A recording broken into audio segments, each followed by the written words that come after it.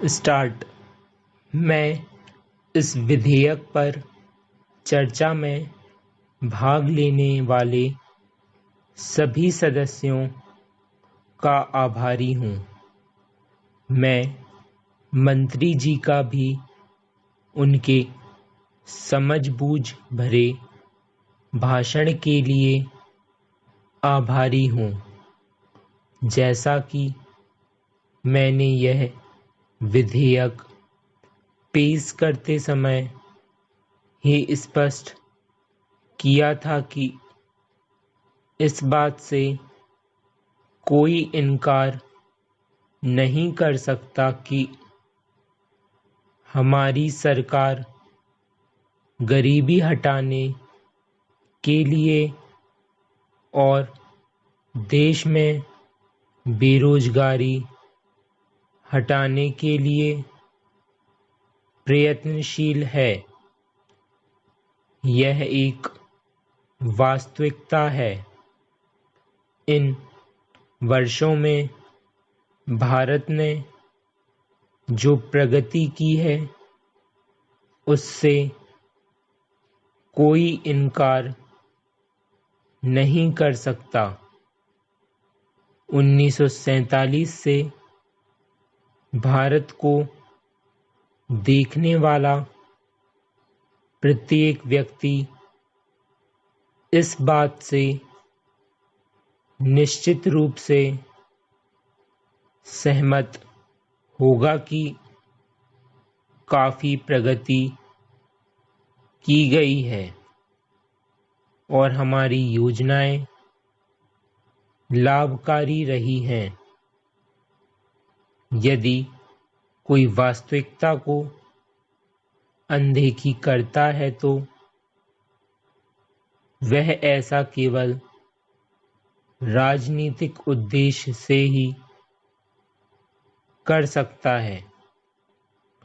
विधेयक पर विचार के लिए किए जा रहे विभिन्न प्रयासों का जिक्र किया था। इन प्रयासों की अवश्य सराहना की जानी चाहिए। प्रश्न यह नहीं है कि सरकार इस स्थिति के प्रति जागरूक नहीं है। प्रश्न चलाए जा रहे विभिन्न कार्यक्रमों की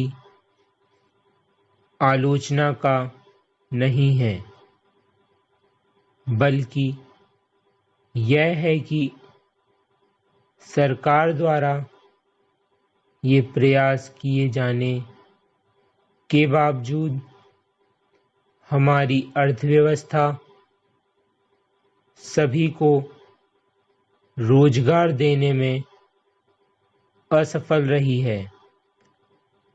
इस असफलता को दूर करने के प्रयोजन से सभी नागरिकों के लिए काम सुनिश्चित करने हेतु यह विधेयक लाया गया है। यह विधेयक प्रत्येक नागरिकों को काम से इनकार करने का अधिकार देने के लिए नहीं, बल्कि सभी को काम देने के लिए है।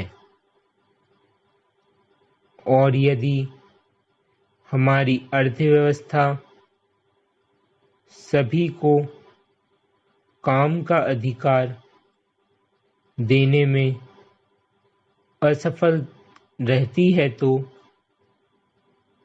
हमारे संगठित और सभ्य समाज को प्रत्येक व्यक्ति के प्रति यह जिम्मेदारी माननी चाहिए। अतः इस विधेयक में वह सब कुछ होना चाहिए जिससे हम अपने समाजवादी लक्ष्य को प्राप्त कर सकें। अब मैं आपको बतलाऊंगा कि खेती के सुधार के बारे में हमारे कुछ लोगों का क्या विचार है। हमने विभिन्न दृष्टिकोणों से अलग अलग विचार किया है। खास तौर पर सबसे ऊंची सीमा बांधने तथा सहकार के प्रश्न पर, किंतु हम अनुभव करने लग गए हैं कि दोनों का आपस में गहरा संबंध है।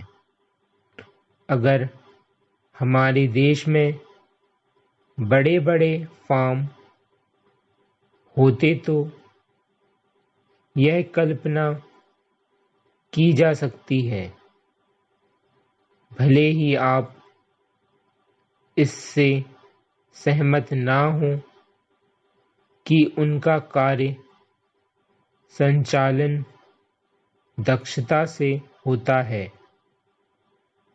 और उत्पादन भी बहुत बढ़ सकता है और साथ ही आधुनिक तौर तरीकों का विस्तार हो सकता है। भारत की मूल समस्या यह है कि यहाँ जोत की भूमि छोटी है और टुकड़ों में बटी है। साधारण तौर पर मैं कहूँ तो यह एक 2 या 3 एकड़ है। इतनी छोटे जोतों की भूमियों से हमारे किसान केवल अपना काम भर चला सकते हैं, लेकिन आधुनिक तौर तरीकों को अपनाने में बहुत कम प्रगति करेंगे। अब सबसे ऊंची सीमा बांग देने से ऐसा भी हो सकता है कि कुछ एक जो बड़े फॉर्म हैं उनमें काट छांट हो, जो कि प्रयोजन भी है। अगर आप चाहते हैं कि प्रगति हो और आधुनिक तौर तरीकों का प्रचलन हो, तब तो ये जो अनगिनत छोटे छोटे फॉर्म हैं उनको सहकारी ढंग से चलाना है, जिससे कि वे आधुनिक उपायों का लाभ उठा सकें। सहकारी ढंग से कार्य करने से मेरा मतलब है विविध प्रकार से सहयोग देना। हम सोचते हैं कि पहला कदम सहकार होना चाहिए और कर्ज के अलावा अन्य कई प्रकार के से भी सहायता की जा सकती है, जैसे वस्तुओं का खरीदना और बेचना, बीज, खाद तथा इसी प्रकार की वस्तुओं को दिलाना। दूसरा कदम है धीरे धीरे बीच वाले आदमी को हटा देना।